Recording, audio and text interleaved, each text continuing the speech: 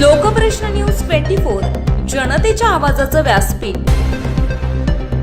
इस्माईल जहागीरदार वसमत हिंगोली जिल्ह्यातील वसमत तालुक्यात शनिवारी 18 ऑक्टोबर रोजी दुपारी पुन्हा भूकंपाचा धक्का जाणवला। दुपारी 2:28 भूगर्भातून मोठा आवाज आल्याने जमीन हादरली आणि पांगरा शिंदेसह परिसरातील अनेक गावांमध्ये भूकंपाचा अनुभव आला। गेल्या 6 ते 7 महिन्यानंतर पुन्हा भूकंपाचा धक्का बसल्यामुळे नागरिकांमध्ये भीतीचे वातावरण पसरले।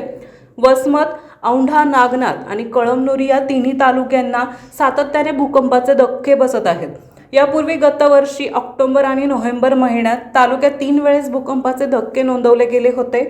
त्यानंतर काही महिन्यांच्या विश्रांतीनंतर पुन्हा हा हादरा जाणवल्यामुळे नागरिकांच्या मनात भीती निर्माण झाली आहे। या भूकंपाच्या धक्क्यामुळे कोणतीही हानी झाल्याचे वृत्त नाही, मात्र वारंवार येणाऱ्या भूकंपाच्या घटनांमुळे नागरिक धास्तावले आहेत।